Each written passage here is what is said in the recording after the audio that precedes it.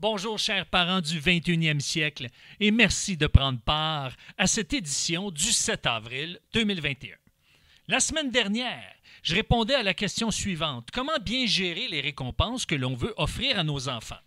Eh bien, je mentionnais que ça prend des récompenses ou des promesses qui sont logiques, réalistes, stimulantes ou pertinentes. Cette semaine, eh bien, je vais entamer une mini-série de 2 capsules et je veux parler de l'autorité parentale efficace. Oui, comment on peut exercer une autorité parentale efficace? On va avoir 2 capsules radiophoniques là-dessus. Dans un premier temps, eh bien, c'est important de formuler sa requête de manière franche et directe. Donc, franche et directe, ça ne veut pas dire qu'on élève la voix, ça ne veut pas dire qu'on prend un ton mordant. C'est tout simplement, on affirme avec fermeté, avec assurance, ce qu'on veut dire, sans reproche, sans menace.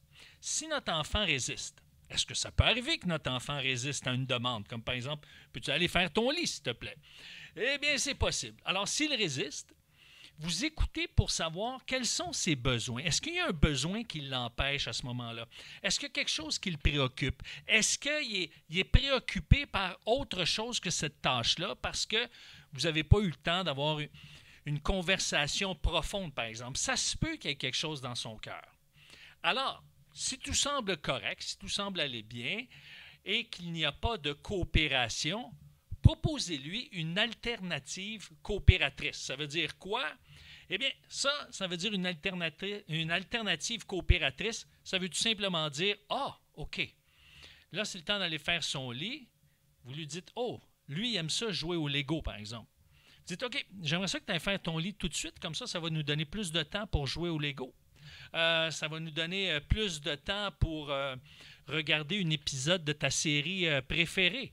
Alors, de lui donner une alternative pour l'encourager, puisqu'il va le faire immédiatement, ça ne tardera pas, vous lui donnez une alternative coopératrice. Donc, à ce moment-là, s'il continue à résister, est-ce que c'est possible? Ça ne me tente pas. Alors, vous allez, à ce moment-là, affirmer d'une manière ferme votre directive. Là, vous affirmez votre autorité. L'idée ici, ce n'est pas d'élever le ton, ça c'est important, parce qu'en élevant le ton, vous allez réduire votre capacité de l'influencer à bien agir. Vous allez en fait réduire votre autorité. Je vous donne un exemple. On va prendre un exemple concret. Veux-tu ramasser tes vêtements? Et là, il répond, je suis fatigué. Bien, je comprends que tu veux remettre à demain le fait de ramasser tes vêtements parce que tu es fatigué. Donc, en disant ça, je comprends que tu veux remettre à demain, que tu es fatigué. Vous avez capté qu'est-ce qu'il vit. Vous le mentionnez. Donc, je comprends que tu veuilles remettre à demain le fait de ramasser tes vêtements parce que tu es fatigué, mais j'aimerais ça que tu le fasses maintenant. Je veux que tu le fasses maintenant. Alors, c'est préférable de dire « je veux que tu le fasses maintenant ». Vous êtes simplement sur un ton calme mais ferme « je veux que tu le fasses maintenant ». « Ouais, mais je suis trop fatigué ». Et là, vous lui répondez, mais en ramassant immédiatement tes vêtements, on va avoir le temps de lire 2 histoires, par exemple. « je m'en fiche, je veux aller me coucher ». Alors, vous répétez, « je veux que tu le fasses tout de suite ». « t'es donc méchant, papa ». Il vous répond ça. Hein? Ça se peut-tu qu'un enfant vous dise ça? Oui, ça se peut. Allez, ramasse tes vêtements. « je te déteste ». Je veux que tu ramasses immédiatement tes vêtements. Et là, qu'est-ce qui va arriver? Lorsqu'un parent répète d'un ton ferme, vous ne dites pas « je te le dis pour la dernière fois » ou « ça fait 3 fois que je te le dis ». Vous faites juste répéter la consigne en le regardant dans les yeux sur un ton ferme. Alors, normalement, il va finir par le faire. Il va finir par le faire comment? En bouganant, en rouspétant. Peut-être qu'il ne le fera pas avec une bonne attitude. Alors, s'il finit par le faire, vous vous retirez quelques instants et vous revenez. Vous revenez, mais avec une intention, de le remercier. De le remercier d'avoir collaboré. Maintenant, vous allez me dire, « ouais, mais il rouspétait, c'est pas correct. » Il a fini par faire ce que vous demandez. Il a fini par collaborer. Oui, c'est vrai, son attitude n'était pas idéale, mais n'oubliez pas, l'étourderie là, est attachée au cœur de l'enfant. Un enfant n'a pas la maturité d'un adulte. Maintenant, si vous le remerciez d'avoir collaboré, vous soulevez le fait qu'il a collaboré, vous avez gagné une bataille. Donc, vous lui dites quelque chose comme « Je sais que tu étais fatigué, mais j'apprécie tellement que tu as coopéré. Ta chambre est en ordre maintenant. » Ça, c'est le fun. Ça, c'est plaisant. Oh, que c'est agréable.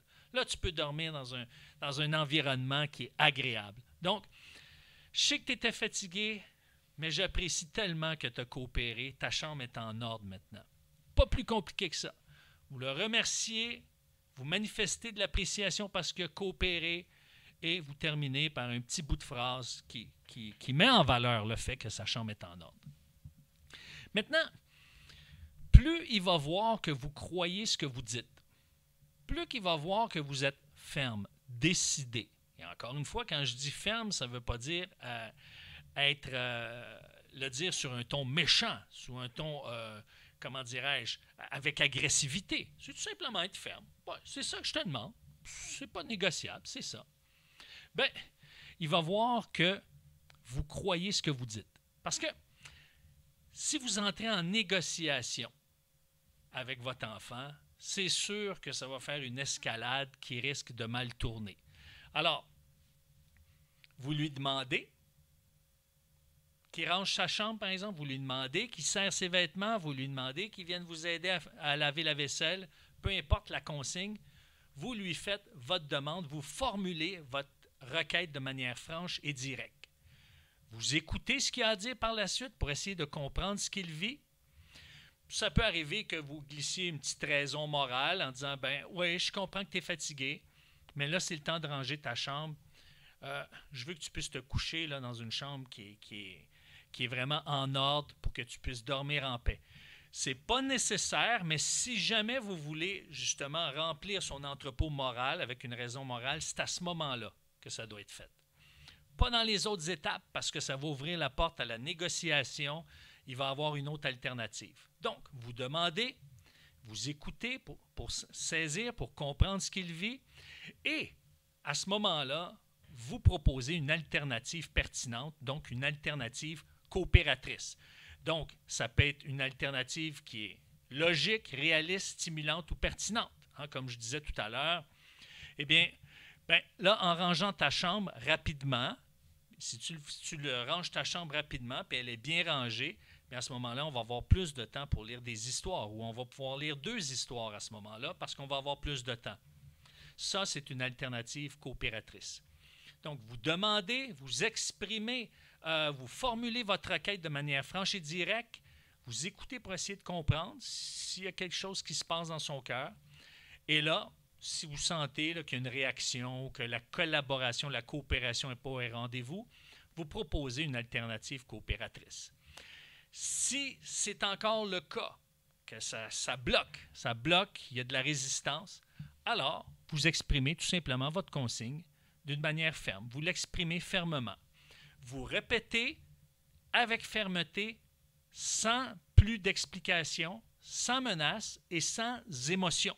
En d'autres mots, vous faites simplement dire, regarde, je veux que tu ramasses tes vêtements, je veux que tu ranges ta chambre, je veux que tu viennes m'aider à laver la vaisselle. Et qu'est-ce que ça va produire à la longue? Ça va éveiller le meilleur en lui. Oui, parce que vous êtes en train d'habiliter votre enfant à coopérer. Et un enfant qui coopère à la maison, un enfant qui coopère à harmoniser la vie familiale, qui coopère dans la vie de famille, eh bien, c'est un enfant qui va s'épanouir parce qu'il va trouver sa place, puis il va sentir qu'il y a un rôle à jouer et il contribue au bonheur, au bien-être de cette famille. Alors, sans plus tarder, la semaine prochaine, de quoi parle-t-on? Eh bien, comment adapter ces principes-là selon la personnalité de votre enfant? On a vu ensemble qu'il y a principalement 4 personnalités qui sont associées au monde de l'enfance. Les enfants sont caractérisés par une de ces 4 personnalités. Eh bien, à ce moment-là, comment on peut adapter ces principes-là selon la personnalité de votre enfant. On voit ça la semaine prochaine. Alors, merci beaucoup, parents du 21e siècle, d'avoir pris part à cette émission. Alors, si vous voulez que cette émission continue à être diffusée sur les ondes du 92,7 FM, je vous invite à me texter au numéro suivant, 819-968-9994. C'est le 819-968-9994. N'oubliez pas que cette émission est également diffusée sur Décentré, sur YouTube et sur les grands réseaux sociaux. Alors sur ce, je vous souhaite une bonne semaine et à mercredi prochain. Ciao!